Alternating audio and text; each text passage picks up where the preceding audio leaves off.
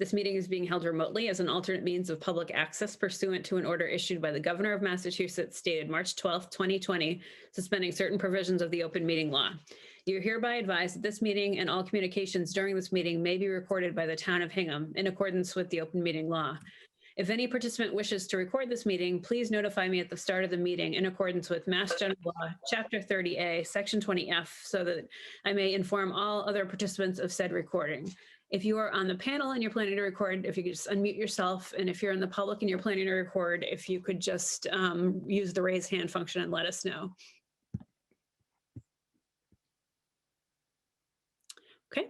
Seeing none, we'll move on, and we have one agenda item today only, and that's to discuss a potential travel policy revision and hopefully vote on it. So as we talked about at the last meeting, this isn't a huge change from what we already had. We had a COVID travel policy in place starting in September, and what we really am proposing is just updating the term so it's in line with the governor's the changed guidance. So does everyone have it, first of all? Okay. Did anyone have any thoughts on this?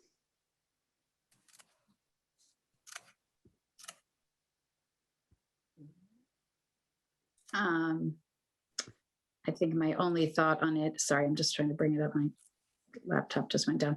My only thought on it is that I hope families will read it and follow what we're asking folks to do here. I think it's important, right? I mean, April vacation is looming. We're trying to bring the high school students back full days starting that Monday after their sports starting. We want to keep the elementary and the middle school kids in. So I do really hope that folks will comply with this. And I think maybe actually, Carrie, could we, or Dr. Austin, could we reiterate the testing that's going to be available?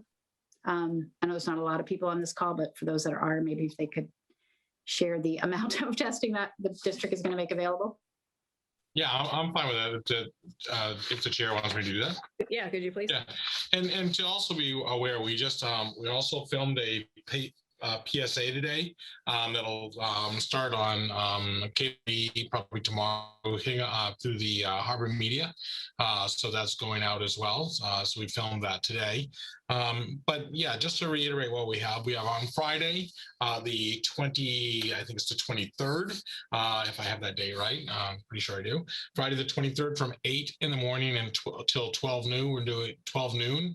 We're doing pool testing for all Hingham students that want to participate. This is for anyone. It's not just for those who travel, but it's for any student who wants to participate. It's from 8 to noon. There is a communication going out today, if it hasn't already, to parents to participate in that if they can. So all of this information is going to parents as well today or tomorrow.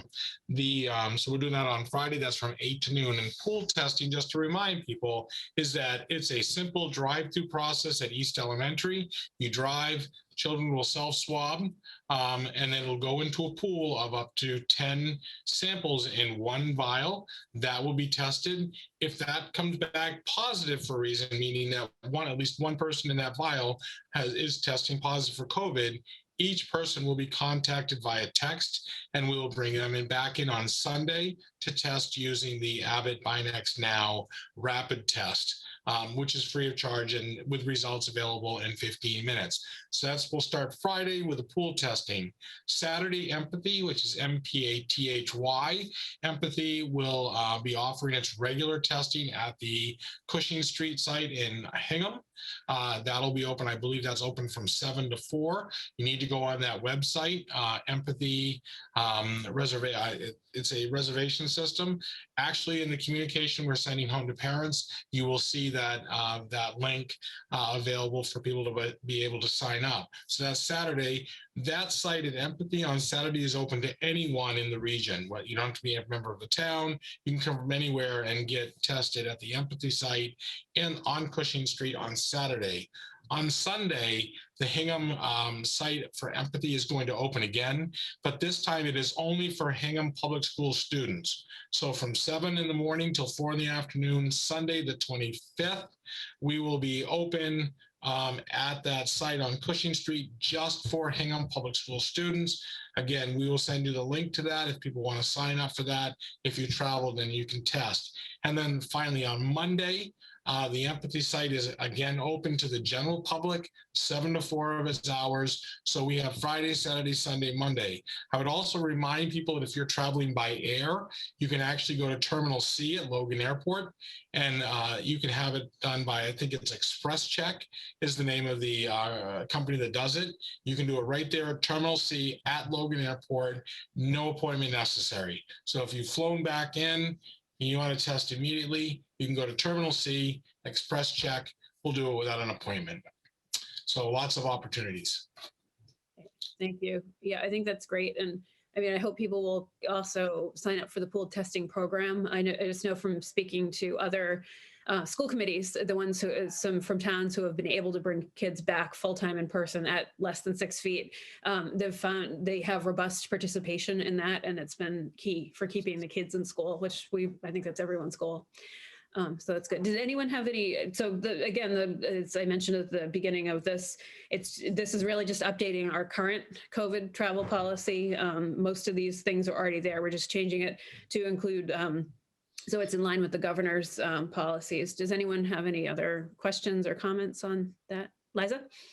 So in the policy, it states that students are supposed to inform the school office if you're traveling. Paul, will the communication that's going out have like a Google form that's something simple that we can inform, or how is that procedure supposed to happen? Yeah, we're just asking them to talk to their either school nurse or to the secretary, the administrative assistant in the office. But I'll look at whether or not we can do a Google form and make that fairly easy for people to access. Yeah, I think as simple as possible and in an easy place to find it would increase participation. Okay, thank you. Yeah, I can get that out tomorrow. I can get that done tomorrow. Great. And again, this is something that was that's already in our policy too. It's not new. So, Libby, did you have something? Yeah, so I just wanted to reiterate, I know we talked a little bit about this last time, about the fact that this policy doesn't ask for proof of vaccination. Like some of our students may have been vaccinated or already, or maybe soon, but we're not.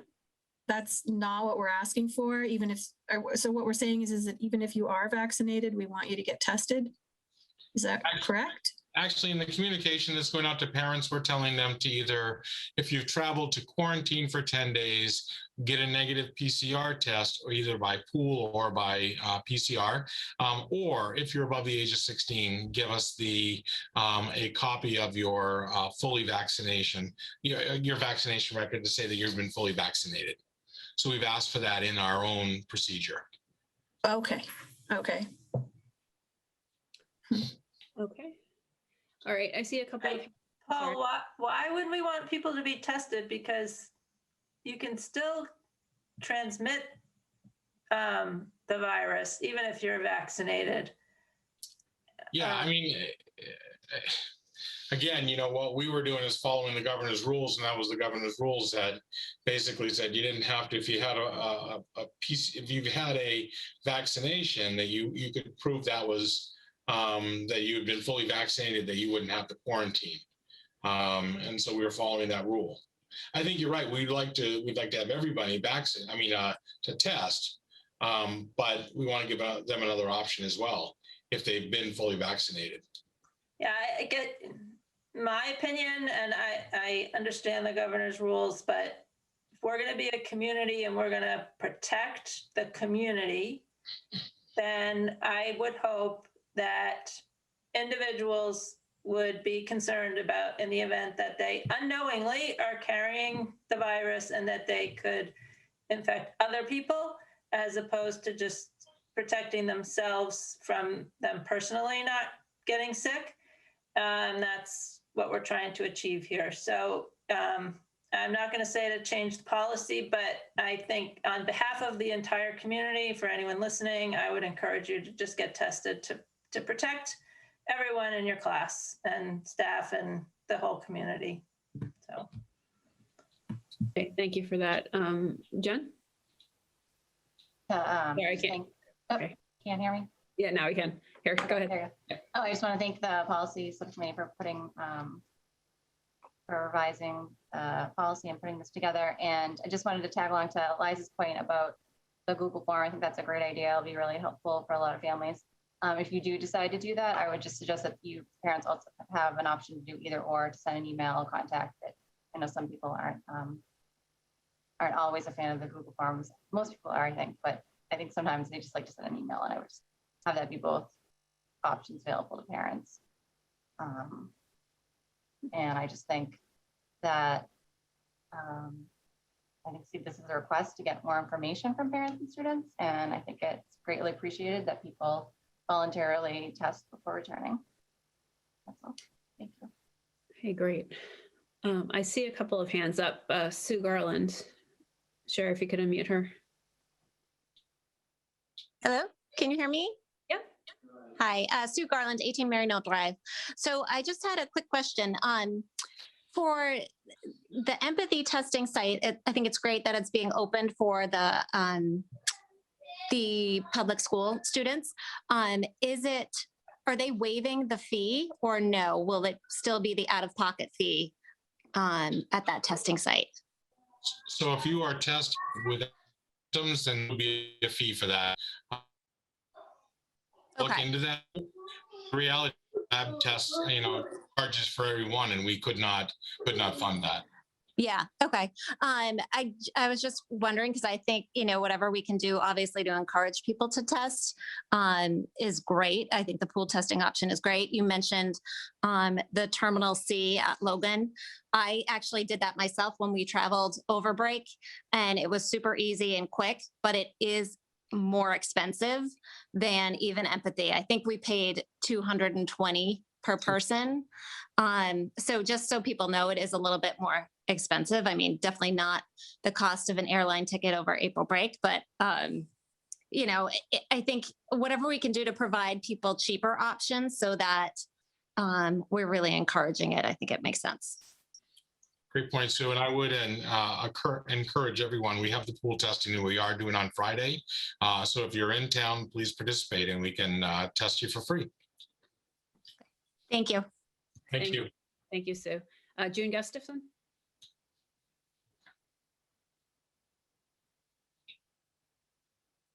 Hi, so I have two questions. One of them is, will staff have access to the pool testing and then the other scheduled testing? We can actually have staff have access to pool testing.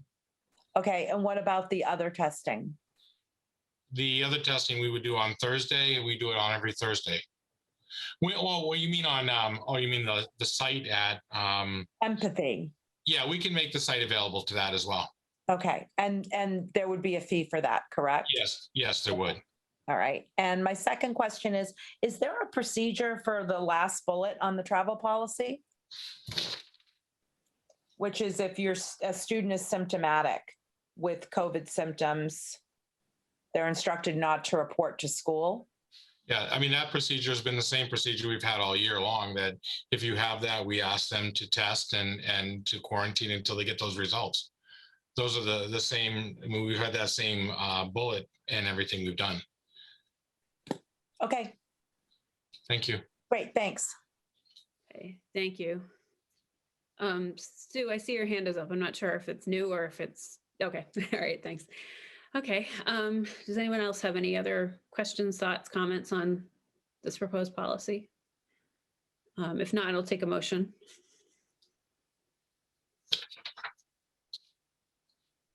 I'll make a motion to vote for the recreational travel and mandatory self-quarantine policy. File 1.3, 6.4, and 6.10. Okay, thank you. Do we have a second? I'll second. Oh, go ahead. Okay, and we'll do roll call. Michelle, Aye. Jen, Hi. Ness, Aye. Carlos, Aye. Libby, Aye. Liza? Aye. And I'm an aye as well. Next, we have other items. Harry, Sorry. can I make a comment real quick? Yeah. Do you mind? Just to clarify, because I was just asked about that last bullet about student displaying symptoms of COVID-19. I said that same bullet. I want to say whether or not it's the exact same wording, but the basic premise has been present in everything we've done, just so I clarify that we've always asked people if they are symptomatic to not come to school and get tested. Right, and it is actually the same language that we already have. Okay, I just want to make sure. Thank you. Yeah, definitely. Okay, next we have number 3, other items not reasonably known within 48 hours in advance of the meeting. Does anyone have anything? I don't. Okay, with that, I'll take a motion to adjourn. I'll make a motion to adjourn. I'll second. Okay, we'll go roll call. Michelle, Aye. Jen, Aye. Ness, Aye. Carlos, Aye. Libby, Aye. Liza, Bye. and I'm an aye as well. Thank you very much, and thanks to everyone who called in. Thank you. Yes. Have a good night. Thank you. Bye, everybody. Bye, everybody.